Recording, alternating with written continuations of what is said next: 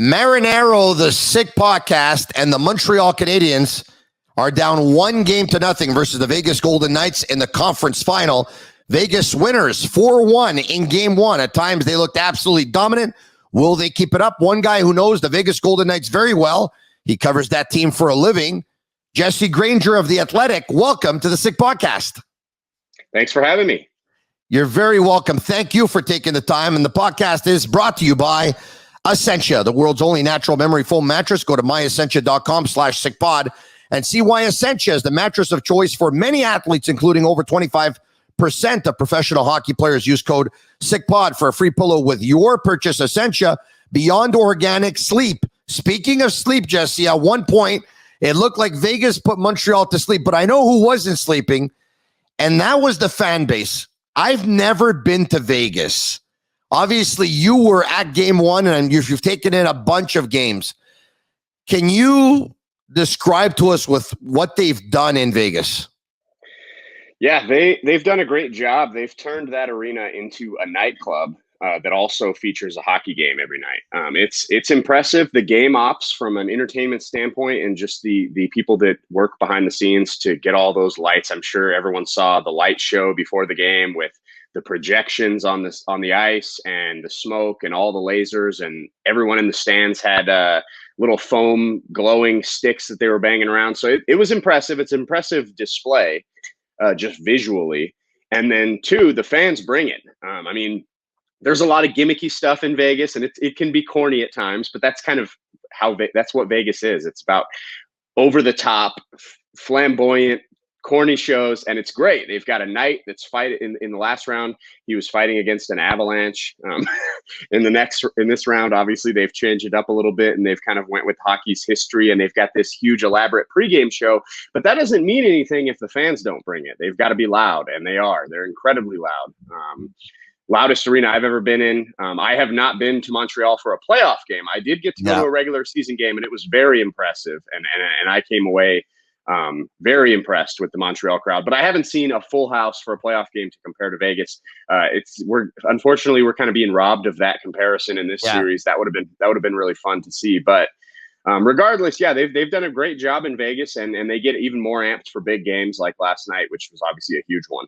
It's the Sick Podcast. You can follow us on Instagram, Facebook, and Twitter at the Sick Podcast. In Montreal, they do it the classy way. They always have, and they always will. And I was talking about this last night on social media. I was saying, wow, Vegas, watching on television, it looks absolutely unbelievable. And people were like, it's not classy. It's kind of like cheap thrills kind of thing. But you know what? Call it whatever you want. I think it's amazing. If I would have told you, Jesse, the minute I found out that Vegas was going to enter the National Hockey League, I thought, wow, Vegas, that's a cool destination. But I had my doubts. If I would have told you then that this is what it was going to work out to now, you would have said what exactly? Well, I was a little more optimistic than most about hockey working in Vegas. I thought it was going to work. I didn't think it was going to work this well on the ice, right? Like, I didn't expect them to go to 3 semifinals to the conference final round 3 out of the first 4 years. No one expected that. I expected them to suck like every expansion team. But off the ice, this is kind of what I expected. Vegas is not a hockey city, but Vegas is a very big sports city, and everybody here loves sports, and everybody that's lived here their whole life has wanted a sports team to represent their city for so long. And this city has come close. They've tried to woo teams to move here in the NBA. They've tried to woo baseball teams, football teams. Obviously, they have the Raiders now, but prior to the Golden Knights coming, every attempt to get a pro sports team here had fallen flat and hadn't worked out. And this is a proud city. The people in this city like having something that represents them other than the Strip. I mean, everybody here is proud of the Strip. It's an entertainment capital of the world. Everybody knows that that's what Vegas is. But for people that live here, it's nice to have something else to represent you. When you leave Vegas, you can wear your Golden Knights hoodie proud and kind of represent your city. So I think I expected the fan base to be this solid. Like, that part of things I did expect. I expected this city to latch on to the first pro sports team ever. There will never be another team here. The Raiders can't do it. If they get a baseball team, they can't do it. There'll never be another first team the way the Golden Knights were. So On ice success, I did not expect. Off ice, I expected it to be this way. And because of the on ice success, that's Yeah. obviously magnified. It's easier to get a sellout crowd every single night when you're one of the best teams in the league year in and year out. So that certainly helped it. He's Jesse Granger of The Athletic. I'm Tony Marinaro. It's a Sick Podcast. A shout out to Excellent Photo, centrally located in Montreal, close to downtown shopping and university. Ships to all of Canada. Professional staff at the store and online to help you choose the gear you really need. It was nice to see 18,000 strong in the arena last night. We saw the images. It was nice to see a lot of Montreal Canadiens fans make the trip. Once again, I've never been to Vegas. I'd love to get down there at some point and watch a hockey game. Can you paint the picture walking up to the arena, what the arena looks like, what you'll see? Try and paint that picture for those who have never been there before. Yeah, it's great. So the arena is actually located in between two casinos on the Las Vegas Strip. It's in between the New York, and the Park MGM, which used to be the Monte Carlo, but now it's been rebranded as the Park MGM. And you kind of, to get there, you have to walk from the Strip, and you have to walk through this walkway that goes between these two casinos. And they've built all these bars and restaurants. So there's just dozens of bars and restaurants on both sides, and you're walking through, and they're all, it's obviously nice out. In Vegas, the weather's great right now. A little hot. It's above 105 right now. It's a little hot, but everyone's outside drinking, eating, hanging out. There was a ton of Habs fans, and as is always the case, just for every Golden Knights game, because why wouldn't you want to make a trip to Vegas to see your hockey team? So there are always lots of visiting fans, and it's cool. I like it. It's a different atmosphere because of the mix of fans. There's a lot of Montreal fans. There's a lot of Vegas fans. Everyone's kind of hanging out, having a good time. That leads you walk through this walkway with all these bars and restaurants up to the arena itself. The Toshiba Plaza is what's the outside is called. There's a bunch of people there. They have like a pregame show going on with cheerleaders and a DJ playing music. They have like cornhole boards to play cornhole out front. There's a lot of games going on. And then they do a big countdown on this giant LED screen outside of the arena. They count down to 10, and then they light the goal horns off and everything. And everybody files into the arena, and then that's when the show starts in there. It's a lot of fun. Vegas, if there's one, Vegas may not be super experienced in hockey the way Montreal is, but if there's one thing Vegas is good at, it's hosting an event and making it a party. And like you said, there are different ways to do this, right? Like there's nothing wrong with the classy, traditional, it's a church for hockey. That's what everyone says about the Bell Center in Montreal. That's great. And what Vegas does, and like what Nashville kind of does a similar thing, like what they do, the party atmosphere, that's great too. Like it's good to have a variety of ways to see an NHL hockey game. And I think Montreal and Vegas kind of represent the two polar opposites on the spectrum, but they're both awesome. Before we preview game 2, let's talk about once again what happened in game 1. We know the Canadiens are a different team when they grab the lead and when they actually trail. I mean, they hadn't trailed since game 4 of that series versus Toronto Maple Leafs in round 1. So they never trailed in game 5, 6, or 7, never trailed versus Winnipeg in a sweep. And obviously last night they go down by a score of 1-0 just over 9 minutes in when Shea Theodore scores the goal.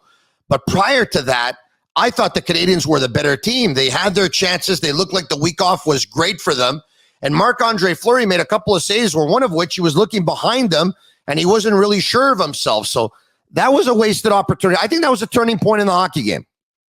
Yeah, I agree with you completely that the Canadiens look totally different playing with a lead. And they like to they don't have the super high end skilled offensive players to put up a bunch of points. So they've relied on playing a very structured defensive game and playing you difficult in the corners. And I think it's easier to play that kind of sit back and wait for the other team to make a mistake.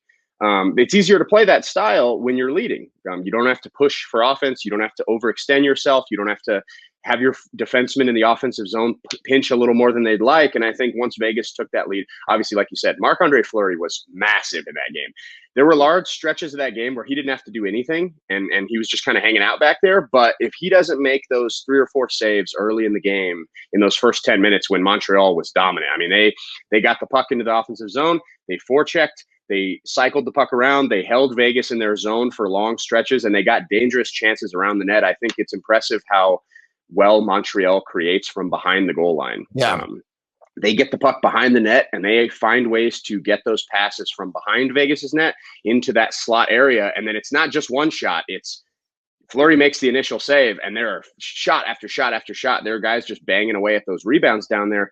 He was huge to keep that game 0-0 up until Shea Theodore scored, because if Montreal gets one or two of those, suddenly they can sit back, they can play that defensive shell, they can keep the shots to the outside. Carey Price is going to make those saves. The game looks a lot different. When Vegas gets a lead, like they did early, it allows them to have Montreal press forward, and that opens up the transition. And we saw the Golden Knights were able to create a lot of chances in transition. That doesn't happen if Montreal doesn't have to push forward and look for offense.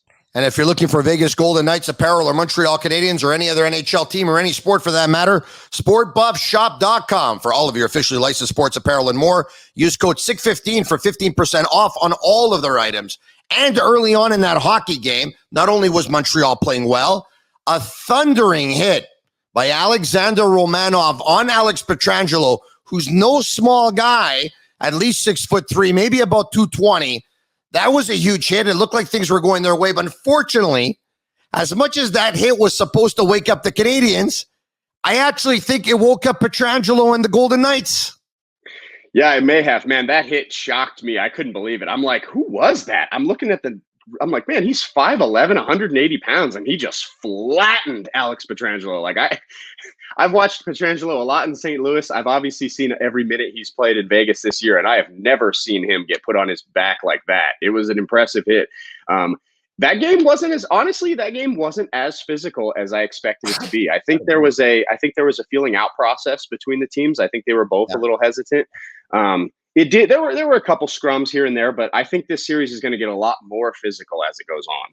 Jesse, I got to tell you something. Of course, hitting some of the big guys who have the big bodies of the Tom Wilsons of this world and the Reeves of this world, for example. There's a lot of them who, hit hard because they're big men. This guy's not a big man, but he hits like a truck. Hitting is an art. And I got to tell you, Alexander Romanov, he's one of the best hitting defensemen in the National Hockey League, in my opinion. I've had a chance to see him all year. I think he's laid out about 10, 15 hits that are just like, wow, he really crushed the guy. So anyway, Shea Theodore and Alex Petrangelo, two huge catalysts in that game last night for the Vegas Golden Knights. Mind you, so was the entire defense, who totaled 6 points in that hockey game. Let's start with Theodore. 1 goal, 1 assist on the first 2 goals. He gets the big first goal of the hockey game. But that fake slap shot where his stick actually even just hits the ice and then he passes the puck over to Martinez. Wow. He had me fooled. Yeah, he had Price fooled too, who was all the way down in his butterfly. Shea Theodore is so incredibly skilled. I mean, it's hard to believe he's a defenseman at times because his hands are just so good and his vision in the offensive zone. But he has been, to be quite honest, he's been invisible in these playoffs prior to last night. That was his first goal of the postseason, that goal that went in just to open the scoring. And a guy who creates as much offense as he does, to go the entire postseason up until last night without a goal, it was weighing on him. And you could tell he was gripping his stick a little tight. He was thinking a little too much. And then after that goal went in, and that goal only goes in because of the fantastic screen by Mark Stone in front. They win the faceoff back. And Stone drives to the front of the net, and he gets in front of Carey Price, and he forces Carey Price to look to Price's left. And Price leans over to his left. Theodore sees that and shoots it to the other side of the net. Price couldn't get over in time. Easy goal for Theodore just because of the screen. And from that point on, Theodore looked like a different person. He looked like the guy who, I think he finished 5th in the league amongst defensemen in points this year. He's an elite offensive weapon. And like you said, that shot fake was phenomenal. And I think if that play happens before that goal, I don't know if he's got the confidence to pull that. Because I was talking to him after the game, and he said, I was fully intended on shooting that puck. And I'm winding up, and he took that huge wind up for the slap shot. And while he wound up for the shot, he said, Alec Martinez is screaming at him over there. I'm wide open. Give me the puck. And he heard him mid wind up and decided to, like you said, he stops his stick on the ice and then dishes that perfect pass over. And Price was obviously out of position because of the fake, and Martinez bangs it into the wide open net. I think Theodore, that was a big moment for the Golden Knights. If that goal can get him playing the way he is capable of playing, because they've made it this far without him making much of an impact, and Alex Petrangelo has kind of picked up the slack there. If both of those guys are going the way they were last night, this team's terrifying. Follow us on YouTube and podcast platforms, The Sick Podcast with Tony Marinaro. He's Jesse Granger of The Athletic. We're talking the Vegas Golden Knights. What a performance by Alex Petrangelo, who logged 26 or 27 minutes of ice time. He had 13 shots. 7 of them were on net, more shots than any other player in that hockey game. We all know how good he can be. Clearly, he made the right choice signing with Vegas. Brilliant on his part. We saw him a couple of years ago in a cup run with the St. Louis Blues. But has he been that good, as good as he was last night? Because last night, he was the most dominant player in the game. No. For most of this season, the Golden Knights fan base has kind of talked about Petrangelo as like a terrible contract signing. I mean, he signed that $61.6 million deal, and you kind of knew when he signed it at the age he's at right now. Like the back end of that contract is probably not going to look great the last couple of years. But if you're the Golden Knights, if you can get an elite number one defenseman and he helps you win a cup in the first couple of years, who cares, right? Like the Chicago Blackhawks have Duncan Keith, and it's a terrible contract, but like we won 2 cups, so nobody cares. That's kind of the thought process on that. And then he comes in and he didn't fit right away. It took him some time to learn everyone's tendencies, especially a defenseman like him, who his number one asset is getting forwards the puck at the right time on the blade of their stick in rhythm, heading up the ice for offensive chances. And a guy like that, he needs to know his tendencies of his teammates. And I think it took him a little while to get going. He had COVID this year, and that forced him out of the lineup. And that really kind of set back his chemistry with his team, I think. But as the year has gone on, he's gotten a little more comfortable. In that Colorado series is where you really saw, that was the first time since he signed with the Golden Knights that you saw the player that they thought they were getting when they signed him to $8.8 million a year. And he was just phenomenal in that Colorado series. And that was, to me, what shifted that series from 2-0 to 4-2 for Vegas was Alex Petrangelo became the guy they signed him to be. And that just continued over last night. He's been phenomenal. Like you mentioned, he obviously creates a lot of offense, but he's just been eating minutes for that team. He plays 27 minutes a night, 28 minutes a night, and he plays against the opposing top lines, and he rarely gets beat defensively. And when you can count on a guy to play that many minutes and not get burned against the opposing top players for that long, that alone, aside from all of his offensive contributions, is massive. All right, now on to Max Pacioretty. His tenure with the Montreal, the last 4 or 5 months, you heard his name out there. He was on the block. He wanted to stay. He wanted to go. He wanted to stay. He wanted to go anyway. He ends up moving on. He's traded to Vegas. I think a couple of years later, it's a trade that both organizations are happy with. The Canadians get Suzuki, Tatar, and Norlinder. And I know Tatar's not playing in the series, but he's been one of their top goal scorers the past couple of years. Vegas gets Pacioretty, who scored goals in the regular season. He's produced in the playoffs. He hasn't made too many waves here during this series with the Canadians or going into it. But you get the feeling that this one, not only from a team standpoint, which obviously he wants to get to the Cup final and he wants to win, but you get the feeling that this one could be personal for him. Have you had any talks with Max Pacioretty about what winning this series versus the Canadians means to him or would mean to him? Yeah, I have. And I don't know if he's just saying this or if he seems very truthful in that he's past it. And like talking to everyone involved, I've spoken to a lot of people involved in that trade, from agents to GMs to Max Pacioretty, and it seems like everyone involved is kind of it's in the past. And like Max has been very complimentary of his time in Montreal. He enjoyed it. I think, like you said, it was a trade that was good for both teams. It gave both teams what they needed at that time, right? Because Montreal was kind of trying to reload, and they have a lot of young talent, and Nick Suzuki adds to that, and he's going to be great for that team for the next 8, 9, 10 years.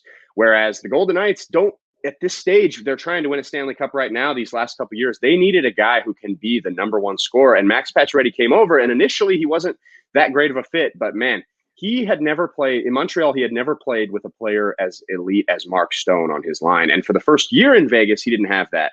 And then they traded for Mark Stone at the deadline a few months after getting Max Pacioretty. And from that point on, Max Pacioretty's been one of the best pure goal scorers in the entire NHL. He just puts the puck in the net. This team is built around 200-foot players who maybe aren't the best finishers, like Mark Stone. Elite player, but he's not an elite scorer. He's just really good at everything else. William Karlsson, Riley Smith, Jonathan Marchessault. These guys are all really good 200-foot players who maybe aren't the best finishers. And then you put Max Pacioretty, who that's what he is. He's the finisher on this team. He was a missing piece to that puzzle. I expect him to have a really good series just because he's been so good in these playoffs. Yeah. He is the finisher on this team. If he goes on to win the Stanley Cup with the Vegas Golden Knights, it'll almost be like Dallas trading Jerome McGinley to Calgary in return for Joe Nieuwendyk, where, you trade away a young player. You have a feeling he's going to go on to have a very good career, but you acquire a player who can help you win a Stanley Cup. And so I totally get what you're saying. I thought the Canadiens did a real good job. The Danault line did a real good job of shutting down Vegas's number one line of Stevenson, with Stone on his right and Pacioretty on his left in game one. The scary part in that whole thing, though, is they shut them down, and Vegas still scored 4, and the Canadiens still lost. Yeah, that's the hill to climb for Montreal. Is Vegas. They have 3 lines that are so dangerous, and when they're healthy, and Alex Tuch can play down on that third line. Like Alex Tuch playing on the third line is ridiculous. That guy is way too good to be on a third line.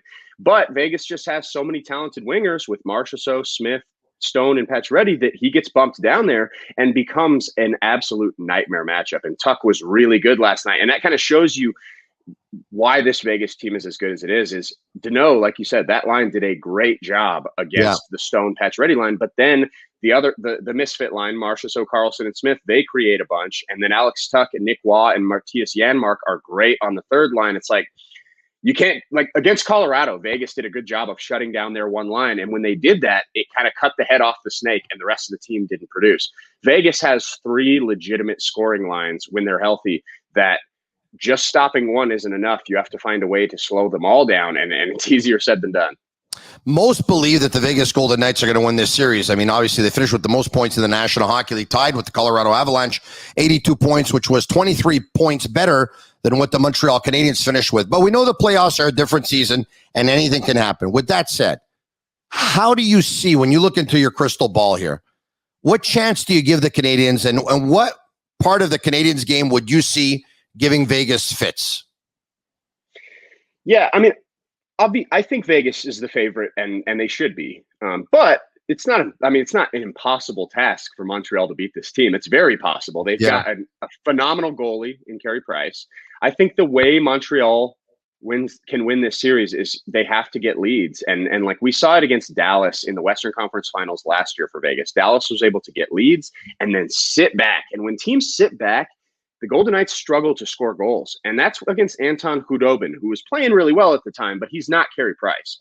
So I think if Montreal can get an early lead, get a goal early, sit back, create that shell around Carey Price, let the Golden Knights outshoot you. Like every game in that Dallas series, Vegas lost it in 5 games, 4-1. They outshot Dallas almost 2-1 in every game because Dallas allowed them to shoot from the outside and just let their goalie make those easy saves. And I think the other part of the Canadiens game that can give Vegas issues is that grit around the net. And you saw it in the first 10 minutes of that game.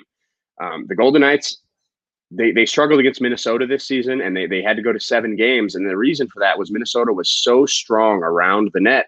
They created rebound chances, they created second chance opportunities, and they outpositioned the Golden Knights defenders around that net. And I think it didn't last long, but in that opening 10 minutes, you saw Montreal has the ability to do that. They have those grinding forwards. They have those power defensemen on their end that can get the puck down there, and then those forwards can get chances from inside. I think you aren't going to see many pretty goals against the Golden Knights for Montreal in this series. It's going to be pucks in the crease, puck bounces out. Fleury, as amazing as he is, and I think he's the best goalie in hockey right now, if there's a weakness in his game, he's a little loose on the rebound control. He will give up rebounds if you shoot low. And I think that's the way, if Montreal is going to win the series, it's getting the puck in those areas, jamming away at it, getting an ugly goal in the crease, getting an early lead, sitting back, and then Montreal can let Vegas come to them and then counterattack. I think that's Montreal's route. It's not going to be easy. I think Vegas is going to win this series, but to me, that's the route. And I think it's possible for Montreal to pull it off. So no disrespect to a goalie who's won several Stanley Cup, but respectfully disagree with you. I'll go with Carey Price and Vasilevsky being better goaltenders than Marc-Andre Fleury. Unfortunately for Carey Price, he doesn't have a team as well-rounded as Vegas, and he doesn't have a team that Marc-Andre Fleury had when he was Pittsburgh. And had he, I believe he would have won cups, but it's hypothetical. We'll never know. I'm going to ask you for a prediction only because it'll give me an opportunity to revisit with you and get you back on the Sick Podcast again. Jesse Granger, who do you got and how many games? Well, I'll stick with the same prediction I had before the series. Habs fans are not going to like me. I have Vegas in 5. I think a lot of people are picking Vegas in a sweep. I think Carey Price has been like, I've played goalie my whole life. I play goalie in men's league. Carey Price is my favorite goalie. Just because of the way he plays the game is so fundamental. I have so much respect for that guy's game. I think Carey Price single-handedly wins Montreal at least a game, maybe 2. But my prediction will be Vegas in 5. I think that Montreal's been a very good team, but I just think Vegas is better. All right, I'm going to go to my betting expert. This has been a lot of fun. Thanks for doing it. Thanks for having me. Thank you very much. Jesse Granger of The Athletic. This guy's awesome. It's now time to try and make some money. It's time for Sick Picks. Brought to you by MyBookie. His handle is Run My Bets. His buddies call him Cash. That's his name, Cash. Make me some, buddy. Make me some. What's up, guys? Coming off a disappointing loss. The last one I gave you guys was Embiid over 29.5 points. He didn't get there. The next game, he didn't manage to get there either. He only had 17 points, but this is the thing. He took 20 shots. He shot 4 of 20. I just don't see it happening again, guys. Game 5. This is a big game. Philly and the Hawks. He shot terribly. He knows he needs to play better if they want to win. First pick of the show, guys. I'm doubling up on this. I want you guys to go big. 2 units, 3 units, over 29.5 points, guys. He's going to get there. This guy can put up 36, 37 in his sleep. He had a terrible shooting performance. This is one of the best spots, guys. Betting player props in the playoffs on a revenge game where they come back. Spots like these, guys, are the best. The lines don't adjust. The lines sometimes go down. It was at 33.5 at one point this series. You're getting them at 29.5. Book it 2 or 3 units. Play number 2, guys. Clippers +3. Yes, they're away. Yes, the better team has been winning at home. The Jazz won the first 2 in almost blowout fashion. The Clippers won the last 2 in blowout fashion. 2-2 series going back to the Jazz. I think the Clippers are going to win this in 6. The Clippers are going to take this game here, guys. Sprinkle the money line. Take the 3 points. Bet it big. Yeah, that's right, guys. I got 2 big bets today. It's not often I tell you guys to go big. I want you guys to go big on both these plays because I'm super confident. I'm going to be putting my money where my mouth is. I'm going to have huge bets on both these games as well. Get me to the window, guys. Joel Embiid over 29.5 points. Clippers +3. Even the money line. Do whatever you want, guys. We're going to cash. Let's get to the window. And you can play those 2 picks and place your bets on MyBookie. Go to mybookie.ag/the Sick Podcast and use code SickPicks for a 50% deposit bonus. Bet, win, get paid. His number is Cash. He promises to make you some. I'm Marinaro. Follow us on Instagram, Facebook, and Twitter at the Sick Podcast. Until next time.